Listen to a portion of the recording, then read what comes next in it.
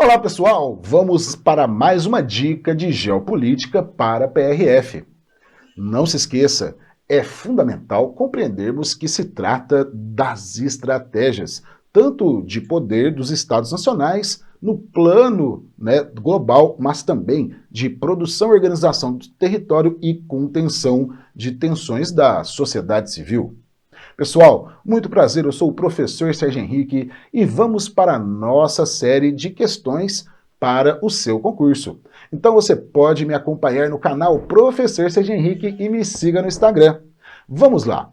Pessoal, olha só a questão: a rede de transporte rodoviário integra todo o território brasileiro com rodovias, conectando em rede. Olha só o conceito fundamental: conexão em rede, economia em rede, todos os municípios das 5 macro-regiões do território nacional. E a predominância desse modal de transporte é fator de vulnerabilidade em relação aos países desenvolvidos, os quais também dependem desse modal. Nós agora vamos identificar uma série de problemas e conceitos importantes. Olha só. Falando de conexão em rede, a economia global é uma economia em rede. E os municípios brasileiros são polarizados pelas grandes metrópoles. E nós temos, mais uma vez, o tema fluxos. Os principais fluxos são orientados pelos modais de transporte, que são concentrados principalmente na região sudeste. Como diria Milton Santos, é onde está concentrado os meios técnicos, científicos e informacionais do Brasil. E estes fluxos, eles unem as cidades. Quando falamos então de economia em redes, falamos em redes urbanas também, ou redes interescalares, com escalas intermediárias, ou principalmente multiescalares. Cara, o que são redes multiescalares? Possuem diversas escalas de importância, diversas escalas de polaridade. Tudo isso está diretamente relacionado à rodovia, pois é o principal modal que integra o território nacional. No entanto, nossa rede de transportes ela é concentrada no Sudeste e não mesmo integra todos os municípios. Se você encontra palavras absolutas, principalmente em se tratando do Sebrasp, deve desconfiar. Todos é sempre muito, viu, gente? Então, cuidado, todos já era para desconfiar. Agora, se nós nos lembrássemos que o estado do Amapá não é integrado via rodoviária, já saberíamos que aqui não tem como estar correto falar que todos os municípios são integrados. Se não fosse o exemplo evidente do Amapá, sabemos que no interior do Brasil muitos municípios não possuem integração rodoviária, possuem uma pequena estrada de terra que permite, chegar até ela. Outra coisa, olha só pessoal, fator de vulnerabilidade. Está falando que os países emergentes como o Brasil, por terem menos infraestrutura e maior dependência do sistema rodoviário, nós temos vulnerabilidade em relação ao desenvolvimento dos países que estão na ponta da divisão internacional do trabalho? Sim. Por exemplo, quando falamos de Europa, a lógica do transporte é totalmente diferente. Olha só, o continente europeu, ele tem ao sul muitas cadeias montanhosas. No entanto, predominam grandes planícies. Se você subir numa bicicleta, você pedala de Paris até Moscou, claro, considerando aí que você vai ter que passar por alguns rios, como o Rio Sena, como o Rio Reno, enfim. Mas o relevo plano, ele facilita a instalação de modais de transporte e desenvolvimento, dos meios de comunicação como um todo.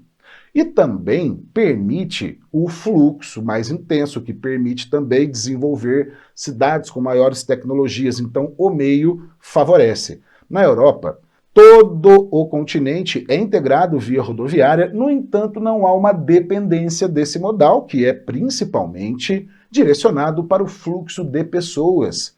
Cara, para você dar aquele rolê na Europa. Então, olha só, seu salário de concurseiro fazer a Eurotrip, você consegue percorrer todo o continente europeu, cara, com um ticket de passar, com um bilhete só de estudante, né? Você consegue fazer a integração por todo o continente, vários tipos de modalidade para você se deslocar, tanto para fins de negócios quanto para fins turísticos. Por exemplo, né, você vai numa viagem de trem direta de Madrid até Moscou, né, e de Moscou existem também trens que vão até a China, só que aí já está, né, no continente asiático. Mas por que o transporte ferroviário?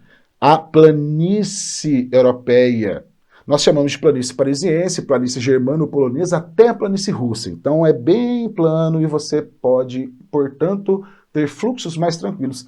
Antes das ferrovias, eram os rios os principais meios de transporte. Então as vilas surgiam próximas aos rios, que eram os vetores do desenvolvimento.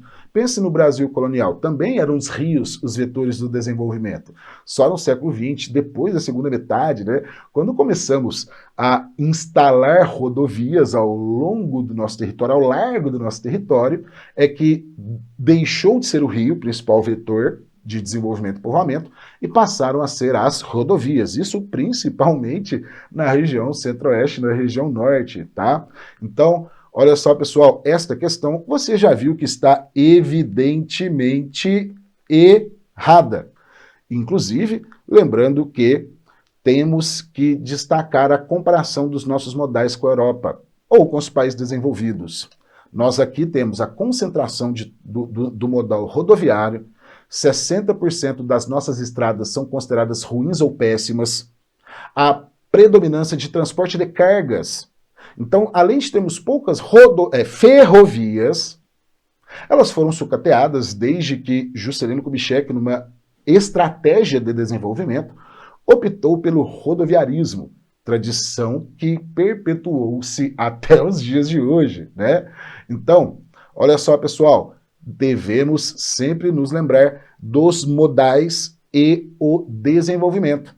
E nos lugares como o Brasil, que tudo é rodoviário, é um sinal de dependência, porque depois da Segunda Guerra Mundial, todos os países que estão traçados parecido com o do Brasil, é porque trouxeram empresas estrangeiras, empreiteiras, não só que planejaram, mas também executaram essas obras, tá? Então, fique atento, porque modais de transporte, fluxos e tecnologias, né, mais uma vez, podem ser relacionados aqui a essa questão fantástica e muito simples. Ao lermos ela, você fala, tomara que caia mais uma dessa no meu exame, porque as difíceis eu sei que eu vou gabaritar e essa daqui é só para ter mais energia para correr para a próxima. Então, pessoal, é isso aí. Muito obrigado pela sua atenção, tá? Caro amigo concurseiro, vá lá, se inscreva no meu canal, Professor Sérgio Henrique, e acompanhe as nossas dicas de geopolítica para PRF. E me siga no Instagram. Um grande abraço, bons estudos e foco no sucesso!